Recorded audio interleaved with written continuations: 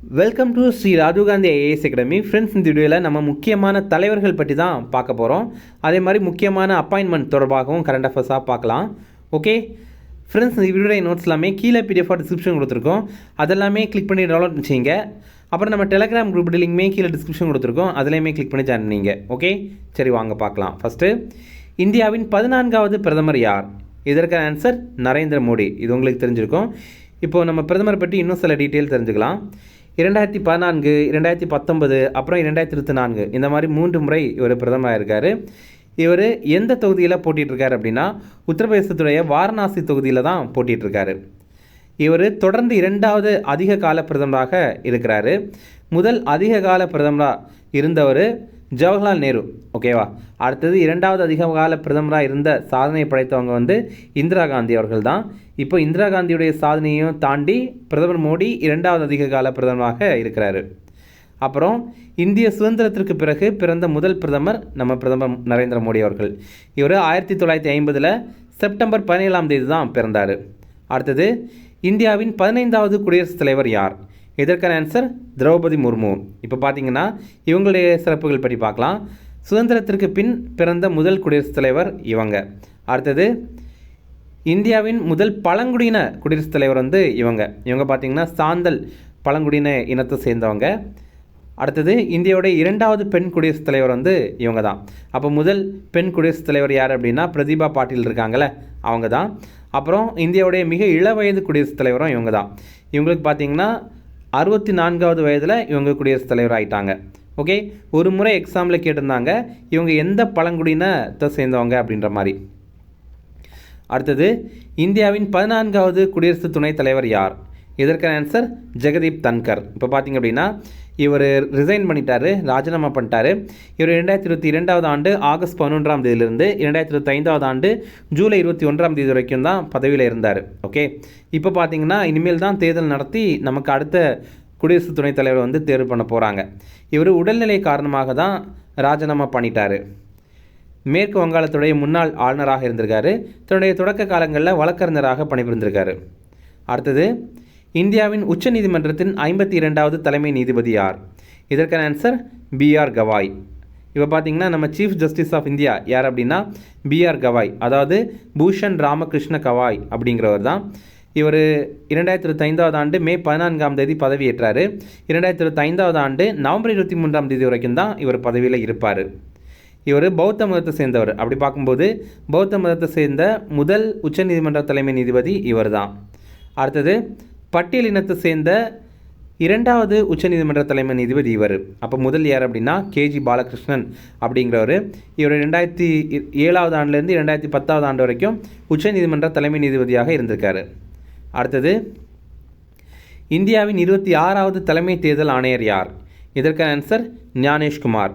இப்போ ரீசெண்டாக நடைபெற்ற டிஎன்பிஎஸ்சி எக்ஸாமில் கூட, டிஎன்பிஎஸ்சி குரூப் 4 எக்ஸாமில் கூட இந்த கொஸ்டின் கேட்டிருந்தாங்க. ஞானேஷ்குமார் இவர் நம்ம இந்தியாவுடைய 26வது தலைமை தேர்தல் ஆணையர். இவர் கேரள பிரிவு ஐஏஎஸ் அதிகாரி 1988 ஆண்டு. அப்புறம் மத்திய அரசுடைய முன்னாள் கூட்டுறவுத்துறை செயலராக இருந்திருக்காரு. இப்போ தேர்தல் ஆணையத்தை பற்றி பார்த்திங்கன்னா ஒரு தலைமை தேர்தல் ஆணையர் இருப்பாங்க, அடுத்தது 2 தேர்தல் ஆணையர்கள் இருப்பாங்க. இதில் இந்த தேர்தல் ஆணையர்களாக இருக்கிற 2 பேர் யாரெல்லாம் அப்படின்னா சுக்பீர் சிங் சந்து மற்றும் விவேக் ஜோஷி, இவங்க 2 பேரும். அடுத்தது, இந்திய ரிசர்வ் வங்கியின் 26வது ஆளுநர் யார்? இதற்கான ஆன்சர் சஞ்சய் மல்ஹோத்ரா. இப்போ பார்த்திங்க அப்படின்னா RBI, reserve bank of India, இதோடைய 26வது கவர்னராக சஞ்சய் மல்ஹோத்ரா அப்படிங்கிறவர் இருக்கார். இவருடைய பதவிக்காலம் 3 ஆண்டுகள். ஆர்பிஐ அப்படின்னா ரிசர்வ் பேங்க் ஆஃப் இந்தியா, இந்திய ரிசர்வ் வங்கி. 1935 ஆண்டு ஏப்ரல் 1 இதை தொடங்கியிருந்தாங்க. இதோடைய முதல் ஆளுநர் ஆஸ்போன் ஸ்மித் அப்படிங்கிறவர். இதோடைய முதல் இந்திய ஆளுநர் சிடி தேஷ்முக் அப்படிங்கிறவர் 1943 ஆண்டு பதவியேற்றார். அடுத்தது, ரொம்ப முக்கியமான ஒரு பாயிண்ட்டு, ஹில்டன் யங் அப்படிங்கிற ஆணையத்துடைய பரிந்துரையின் அடிப்படையில் தான் இந்த இந்திய ரிசர்வ் வங்கியை உருவாக்கிட்டாங்க. அடுத்தது, இஸ்ரோ அமைப்பின் 11வது தலைவராக நியமனம் செய்யப்பட்டவர் யார்? இதற்கான ஆன்சர் வி நாராயணன். ரொம்ப முக்கியமான கொஸ்டின் இது. இஸ்ரோ அமைப்புடைய தலைவராக மட்டும் இல்லாமல் மத்திய விண்வெளி அமைச்சகத்துடைய செயலாளராகவும் இவரை அப்பாயின்ட் பண்ணியிருக்காங்க. இவருடைய பதவி காலம் 2 ஆண்டுகள். இப்போது இவர் நம்ம தமிழ்நாட்டை சேர்ந்தவர், கன்னியாகுமரி மாவட்டத்தை சேர்ந்தவர். அடுத்தது, யூபிஎஸ்சி அமைப்பின் தலைவர் யார்? இதற்கான ஆன்சர் அஜய்குமார். இதுவுமே ரொம்ப முக்கியமான கொஸ்டின் தான். யூபிஎஸ்சி அப்படின்னா யூனியன் பப்ளிக் சர்வீஸ் கமிஷன், தமிழில் மத்திய அரசு பணியாளர் தேர்வு ஆணையம் அப்படிங்கிறது. இவர் இருக்கார்ல அஜய்குமார், இவர் 1985 ஆண்டு ஐஏஎஸ் அதிகாரி, கேரள பிரிவை சேர்ந்தவர். இவருடைய பொதுவாகவே இந்த அமைப்புடைய பதவிக்காலம், அதாவது இந்த அமைப்புடைய தலைவருடைய பதவிக்காலம் வந்து 6 ஆண்டுகள் அல்லது 65 வயதை எட்டும் வரை. அவங்களுக்கு எது முதல்ல வருதோ அதுக்கேற்ற மாதிரி. இப்போ ஒரு எக்ஸாம்பிள் பார்த்தீங்கன்னா, அவர் 50 வயசில் பதவி ஏற்கிறாருன்னா அவர் 56 வயசு வரைக்கும் இருப்பார். ஒருவேளை வந்து அவர் 63 வயதில் பதவியேற்றார் அப்படின்னு வச்சிங்களேன், அவருக்கு 65 வயது ஆகும்போது அவர் வந்து போயிடுவார், ஓய்வு பெற்றுவார். இப்போது இவர் இருக்கார்ல அஜய்குமார், இவர் வந்து இதற்கு முன்னாடி பாதுகாப்புத்துறை செயலாளராக பணியாற்றியிருக்காரு. யூபிஎஸ்சி 1926 ஆண்டு அக்டோபர் 1 உருவாக்குனாங்க. அடுத்தது டிஎன்பிஎஸ்சி அமைப்பின் தலைவர் யார்? இதற்கான ஆன்சர் எஸ்கே பிரபாகர். இப்போ பார்த்தீங்க அப்படின்னா டிஎன்பிஎஸ்சி இதோடைய விரிவாக்கம் உங்களுக்கு தெரியும். Tamil Nadu public service commission, Tamil Nadu அரசு பணியாளர் தேர்வாணையம். இதோடைய தலைவரை நியமனம் பண்ணுற அதிகாரம் யாருக்கு இருக்குது அப்படின்னா நம்ம தமிழக ஆளுநருக்கு தான் இருக்குது. நம்ம தமிழக ஆளுநரான RN ரவி தான் இவர் அப்பாயின்ட் பண்ணியிருக்காங்க. இவருடைய பதவிக்காலமும் 6 ஆண்டுகள் அல்லது 62 வயதை அடையும் வரை. இவர் நம்ம தமிழ்நாட்டை சேர்ந்தவர். 1989 ஆண்டு ஐஏஎஸ் அதிகாரி. அடுத்தது செபி அமைப்பின் தலைவர் யார்? இதற்கான ஆன்சர் துகின் காந்த பாண்டே. இப்போ வந்து இந்த ஷேர் மார்க்கெட் இதெல்லாத்தையும் நிர்வகிக்கிற அமைப்பு தான் இந்த செபி அப்படிங்கிற அமைப்பு. இது பார்த்திங்கன்னா செபியுடைய விரிவாக்கம் securities and exchange board of India அப்படிங்கிறது. Securities and exchange board of India. இது 1988 ஆண்டு ஏப்ரல் 12 உருவாக்கிட்டாங்க. தமிழில் இந்திய பங்கு மற்றும் பரிவர்த்தனை வாரியம் அப்படின்னு சொல்லுவாங்க. இதோடைய தலைமையகம் வந்து மும்பையில் இருக்குது. இவருடைய பதவிக்காலம் 3 ஆண்டுகள். அடுத்தது தமிழ்நாட்டின் 8வது முதலமைச்சர் யார்? இதற்கான ஆன்சர் மு.க. ஸ்டாலின். இது உங்களுக்கு தெரிஞ்சது தான். மு.க. ஸ்டாலினுடைய விரிவாக்கம் முத்துவேல் கருணாநிதி ஸ்டாலின் அப்படிங்கிறது தான். 2021 ஆண்டு தமிழ்நாட்டுடைய 8வது முதல்வராக இவர் பதவியேற்றார். இது மட்டும் இல்லாமல் இவருக்கு சில சிறப்புகள் இருக்குது, அதை பற்றி பார்க்கலாம். இவர் தமிழ்நாட்டுடைய முதல் துணை முதல்வர். 2009 2012 வரைக்கும் துணை முதல்வராக இருந்திருக்காரு. அப்புறம் சென்னை மாநகராட்சியுடைய 45வது மேயராக இருந்திருக்காரு. 1996 2002 ஆண்டு வரைக்கும் இவர் சென்னை உடைய மேயராக இருந்திருக்காரு. அப்புறம் இவருடைய சுயசரிதை எது அப்படின்னா உங்களில் ஒருவன் அப்படிங்கிறது தான். அப்புறம் இப்போ நம்ம ஆளுநரை பற்றி பார்க்கும்போது தமிழ்நாட்டுடைய 15வது ஆளுநராக இருக்கிறவர் தான் RN ரவி. இவருடைய இந்த RNனுடைய விரிவாக்கம் பார்த்திங்கன்னா ரவீந்திர நாராயண ரவி அப்படிங்கிறது தான். அடுத்தது மெட்ராஸ் உயர்நீதிமன்றத்தின் 36வது தலைமை நீதிபதியாக பதவியேற்றவர் யார்? இதற்கான answer MM Srivastava. MM Srivastava அப்படின்னா மணிந்திர மோகன் ஸ்ரீவாஸ்தவா அப்படிங்கிறவர் தான். மெட்ராஸ் உயர்நீதிமன்றத்துடைய 36வது தலைமை நீதிபதியாக இவர் இப்போ பதவியேற்றார். இவரை நியமனம் பண்ணுறது குடியரசுத் தலைவர். பதவி பிரமாணம் செய்து வைக்கிறது ஆளுநரான RN ரவி அவர்கள். இப்போது உயர்நீதிமன்ற நீதிபதிகளுடைய பணி ஓய்வு பெற வயது வந்து 62.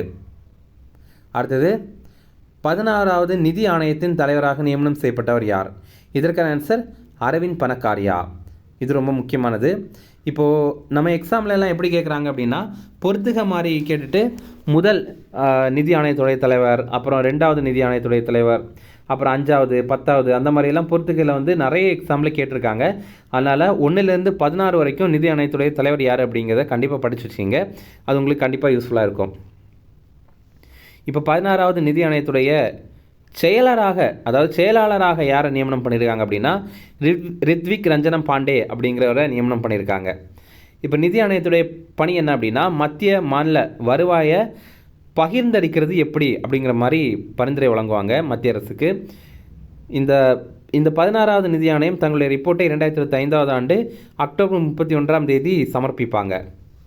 16வது நிதி ஆணையம் இவங்களுடைய அந்த ரிப்போர்ட் இருக்குல்ல, அதை எப்போலேருந்து எப்போ வரைக்கும் செயல்படுத்துவாங்க அப்படின்னா 2026-27 நிதியாண்டுலேருந்து 2030-31 நிதியாண்டு வரைக்கும் செயல்படுத்துவாங்க.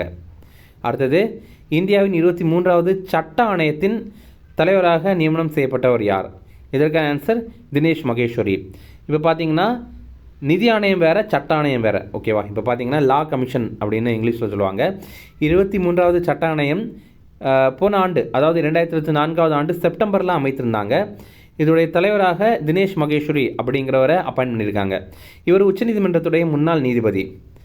இதோடைய முழு நேர உறுப்பினர்களாக 2 பேரை அப்பாயின்ட் பண்ணியிருக்காங்க. ஒருத்தர் வழக்கறிஞரான ஹிதேஷ் ஜெயின் அப்படிங்கிறவர், இன்னொருத்தர் பேராசிரியரான டிபி வர்மா அப்படிங்கிறவர். இப்போது இந்த 23வது சட்ட ஆணையத்துடைய பணிக்காலம் 3 ஆண்டுகளாக இருக்க போகுது. 2024 ஆண்டு செப்டம்பர் 1ஆம் தேதியிலிருந்து 2027 ஆண்டு ஆகஸ்ட் 31ஆம் தேதி வரைக்கும் இது செயல்பாட்டில் இருக்கும். இந்த அமைப்புடைய முக்கிய பணி என்ன அப்படின்னா, சட்ட சீர்திருத்தங்கள் குறித்து மத்திய அரசுக்கு ஆலோசனை வழங்குறது தான். அடுத்து லாஸ்ட்டாக நிதி ஆயோக் அமைப்பின் தலைமை செயல் அதிகாரி யார்? இதற்கான ஆன்சர் பிவிஆர் சுப்பிரமணியம் அப்படிங்கிறது தான். இப்போ நிதி ஆயோக்குங்கிறது ரொம்ப ரொம்ப முக்கியமான ஒரு கொஸ்டின். நிறைய எக்ஸாமில் ரிப்பீட்டடாக கேட்டுகிட்டே இருக்காங்க. ஒரு முறை பார்த்தீங்கன்னா நிதி ஆயோக், இதில் நிதி அப்படிங்கிறடைய விரிவாக்கம் என்னன்னு கேட்டிருக்காங்க.